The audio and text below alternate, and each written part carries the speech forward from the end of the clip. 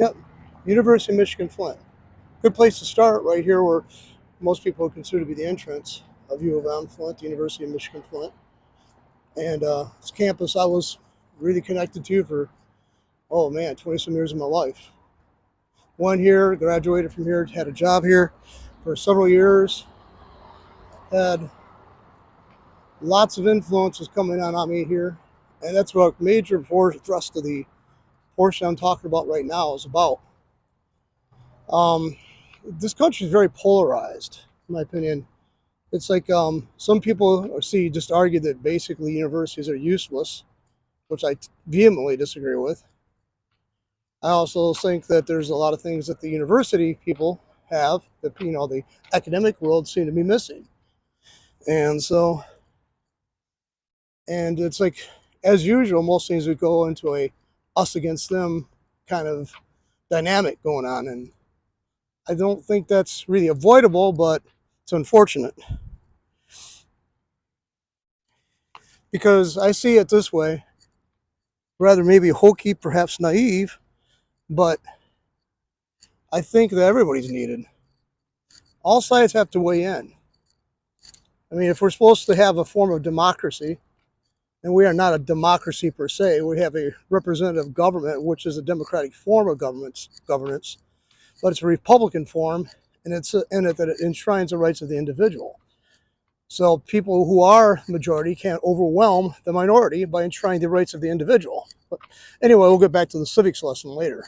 Anyway, I think that I see people posting on Facebook and other social media sites. They have this animus against education, higher education. And some of it's actually, some of their opposition to it is understandable. I mean, right now, the whole gender thing about the many genders and stuff seems largely to be centered around the academic world coming from that. And I personally think it's rather pointless myself. I mean, I don't care what a person identifies with. I think basically everybody should be treated essentially the same.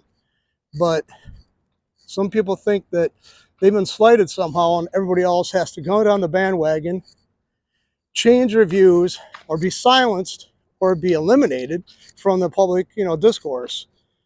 And that is not what democracy is about. That's not what a republic's about.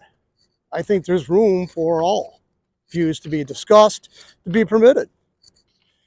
I don't think you converted a person to your cause merely because you've done active work to silence their opposition or their concerns. I don't think it's right to do that. I don't think it's right for the gays to be suppressed by the straight majority, but I also don't think the minority should have overarching control over the majority. That's a problem in this society, that it's kind of a winner takes all scenario.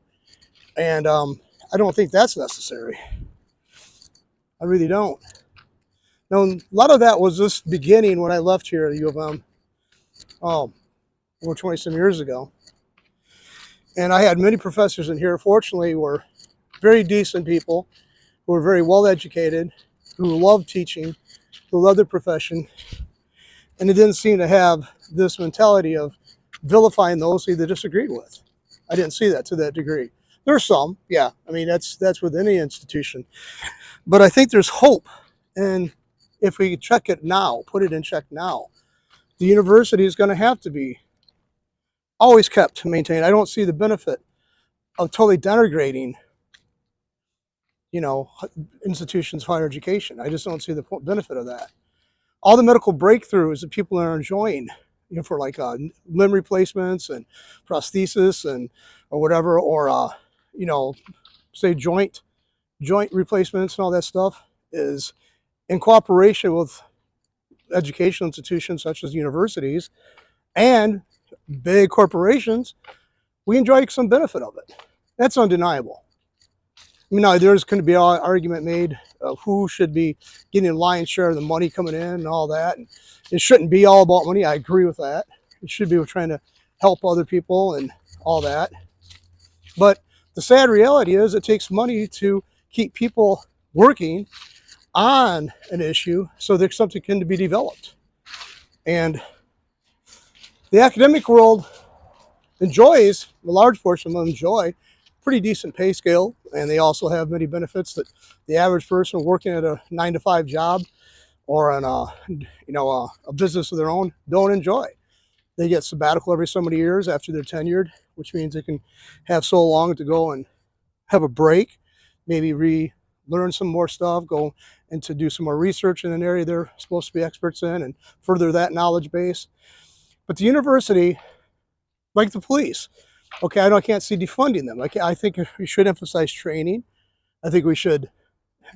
I don't think knowledge and intelligence, developing intelligence and stuff is a bad thing, regardless of who it is. Police, academia, the average person.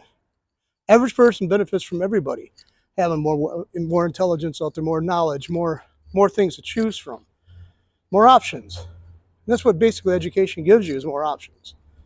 So, I mean, some conservatives have this tendency to want to throw the baby out with the bathwater. And I've also seen that on the liberal side, the progressive side. They denigrate, the average. They say they speak for the working class typically, but they really have a real animosity towards the working class. I think that's kind of weird that they simultaneously think they're advocates for them, yet denigrating them. Yes, people, as that song by Bowie said, they're quite aware of what they're going through. Yeah, they know it, people. Okay, you don't have to. You are not seeing something they don't see.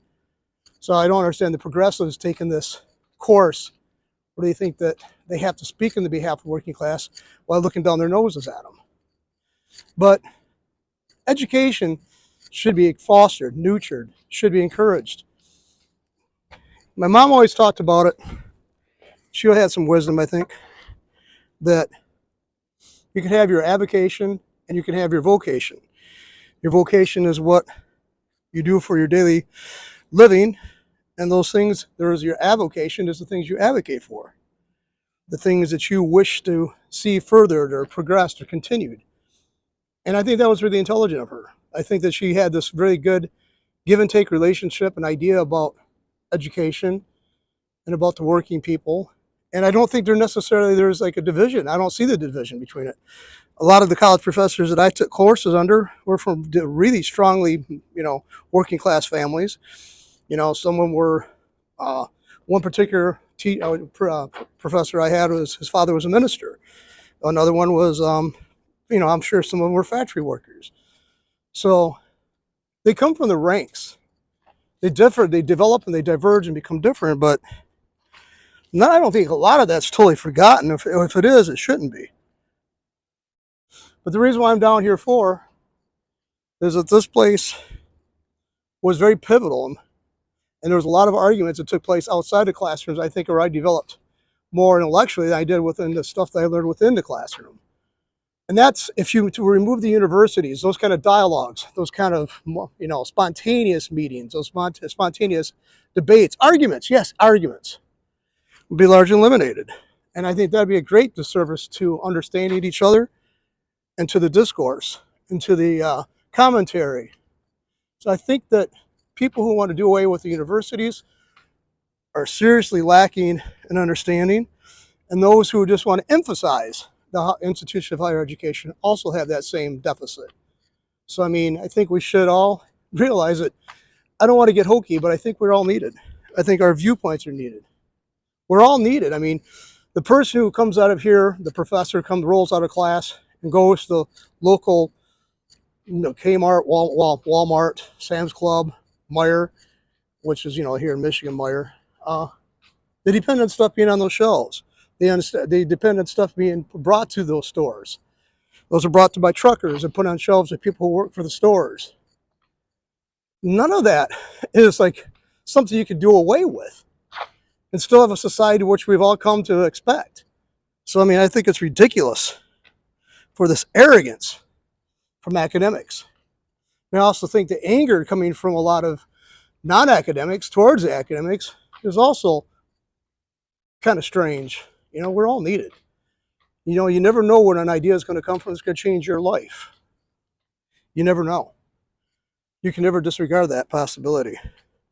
Anyhow, wrapping it up. Hope you enjoyed it. Hope you continue to view it. Thank you.